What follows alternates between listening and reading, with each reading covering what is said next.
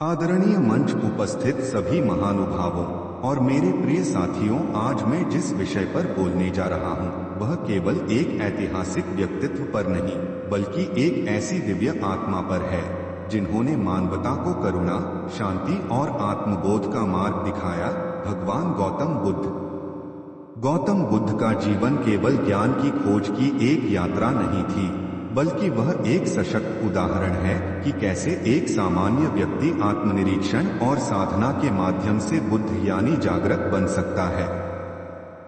उनका जीवन हम सबके लिए एक ऐसा आईना है जिसमें हम अपने भीतर झांककर सच्चाई, प्रेम और सहअस्तित्व की झलक पा सकते हैं। एक बुद्ध का प्रारंभिक जीवन। एक राजकुमार से साधु तक सिद्धार्थ गौतम का जन्म लुम्बिनी में हुआ था। वह शाक्य वंश के राजकुमार थे। उनके पिता राजा शुद्धोधन ने उन्हें सांसारिक दुखों से बचाने के लिए हर संभव प्रयास किया, परंतु जीवन की सच्चाई को कौन रोक सकता है। एक दिन सिद्धार्थ ने एक वृद्ध, एक बीमार, एक मृत व्यक्ति और एक सन्यासी को देखा। यह चार दृश्य उनके जीवन का मोड़ बन गए। उन्हें समझ में आया कि जीवन केवल सुख, वैभव और विलास का नाम नहीं, बल्कि दुखों से भरा हुआ है। तभी से उन्होंने यह जानने की ठान ली कि आखिर दुखों का कारण क्या है और उससे मुक्ति कैसे पाई जा सकती है। 2. आत्मज्ञान की यात्रा। तपस्या से बोधि तक राजमहल त्याग कर सिद्धार्थ ने एक कठिन यात्रा प्रारंभ की। उन्होंने कठोर तप किया, ध्यान लगाया, अनेक गुरुओं से शिक्षा ली, लेकिन उन्हें वह संतोष नहीं मिला जिसकी उन्हें तलाश थी। अंत में बोधगया में पीपल के वृक्ष के नीचे बैठकर उन्होंने यह प्रतिज्ञा ली, जब तक मुझे सत्य की प्राप्ति नहीं होती, मैं यहाँ से नहीं उठूंगा। दिनों तक ध्यान में लीन रहने के बाद उन्हें ज्ञान प्राप्त हुआ। वे अब सिद्धार्थ नहीं रहे, वे बुद्ध बन चुके थे, अर्थात जागृत, प्रबुद्ध, जानने वाले। 3-4 आर्य सत्य। जीवन का सार। गौतम बुद्ध ने अपने प्रथम प्रवचन में 4 आर्य सत्य की घोषणा की। 1. दुख। जीवन में दुख है। 2. दुख का कारण तृष्णा, मोह, इच्छाएं।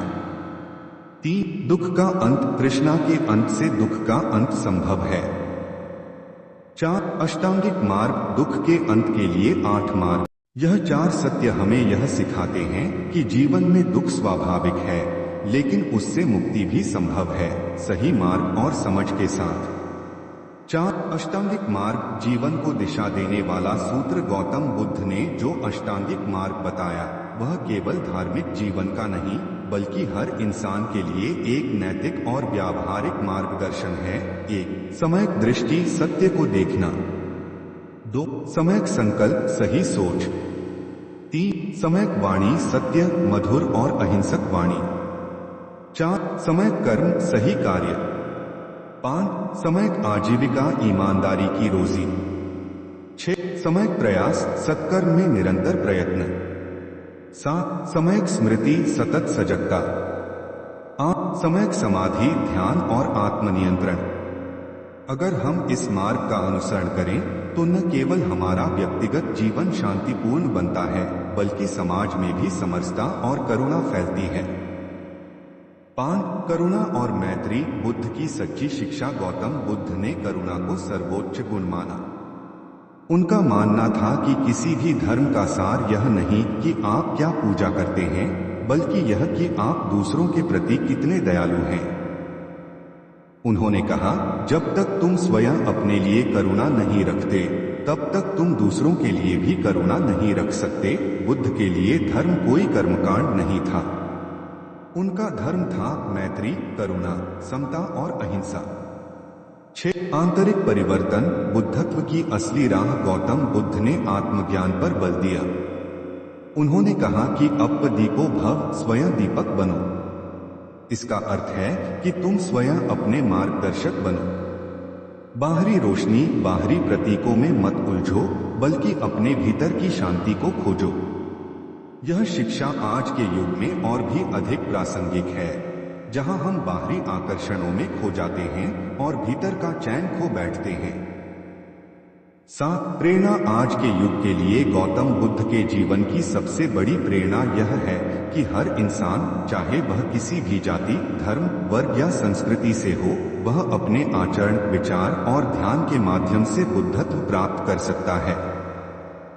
उनकी शिक्षाएं हमें यह सिखाती हैं कि क्रोध का जवाब क्रोध से नहीं बल्कि क्षमा से देना चाहिए, घृणा को प्रेम से जीतना चाहिए, लोभ को संतोष से हराना चाहिए और अज्ञान को ज्ञान से मिटाना चाहिए। आंतरिक परिवर्तन, बुद्धत्व की असली राह। गौतम बुद्ध ने आत्मज्ञान पर बल दिया। उन्होंने कहा कि अपदीपो भव, स्वयं दीपक बनो। इसका अर्थ है कि तुम स्वयं अपने मार्गदर्शक बनो। बाहरी रोशनी, बाहरी प्रतीकों में मत उलझो, बल्कि अपने भीतर की शांति को खोजो। यह शिक्षा आज के युग में और भी अधिक प्रासंगिक है, जहां हम बाहरी आकर्षणों में खो जाते हैं और भीतर का चैन खो बैठते हैं। सात प्रेरणा आज के युग के लिए गौतम बुद्ध के जीवन की सबसे बड़ी प्रेरणा यह है कि हर इंसान, चाहे वह किसी भी जाति, धर्म, वर्ग या संस्कृति से हो, वह अपने आचरण, विचार और ध्यान के माध्यम से बुद्धत्व प्राप्त कर सकता है। उनकी शिक्षाएं हमें यह सिखाती हैं कि क्रोध का जवाब क्रोध से नहीं बल्कि क्षमा से देना चाहिए, घृणा को प्रेम से जीतना चाहिए, लोभ को संतोष से हराना चाहिए और अज्ञान को ज्ञान से मिटाना चाहिए।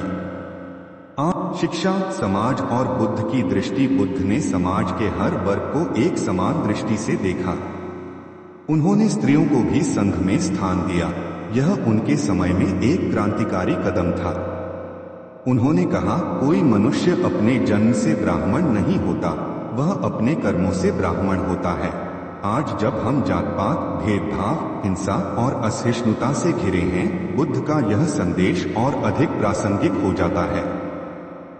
9 निष्कर्ष। बुद्ध का प्रकाश हमारे भीतर। गौतम बुद्ध कोई देवता नहीं थे, वे हम जैसे एक इंसान थे, जिन्होंने अपने आत्मज्ञान से अपने जीवन को रूपांतरित किया और फिर लाखों लोगों को उस प्रकाश की ओर प्रेरित किया।